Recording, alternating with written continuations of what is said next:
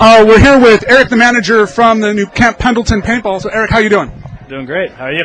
Great, great. Beautiful weather here today. So we just talked to Sean, and he's told us a little bit about his plans for what he's called the Disneyland of paintball, and it's starting all here. And you want to tell us a little bit more about that, you being the man here on the street that's really making all this stuff happen? Yeah, basically, we're starting with the tournament fields. We're going to have 4 basically state-of-the-art, perfect fields, turf, all the bunkers. You can do all 3 formats there are, RPLs, PSPs, NPPLs, or whatever they're calling that now, NPPL. And it's going to be basically the best field in Southern California as far as tournaments go. That's going to start in July. After that, we're going to go on with the scenario parts of the field, which is going to be the Disneyland part. It's going to have props from like pyramids, Wild Wild West, tanks, all sorts. It's pretty much everything you could ever want in a paintball field.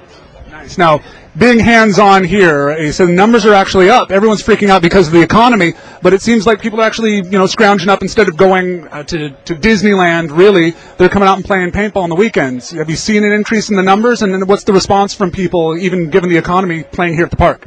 That's actually something that was a big shock for me. I've been here for the last 3 years, even before the economy took a turn for the worse, and our numbers have actually almost doubled on some of the weekends. Like I remember the numbers from last year, the year before that, and we have, if anything, we've increased by, I'd say, at least 50% from the years before. So it's not hurting the recreational paintball industry at all. So, do you see you're a paintball player? I'm assuming. And you can still play on the weekends. But have you seen a different change in players playing here actually on a marine base? Does it seem like people play a little bit more honorably, or they're a little afraid some MP is going to come and waterboard them or something if they bend the rules, or people just play paintball however they're going to play paintball regardless of where it is? I would say it's the same pretty much everywhere. The people that come here, one of the compliments we get frequently is that it's a little bit more like a community family sort of environment, and people feel just generally safer in the parking lot and leaving their cars here and stuff like that.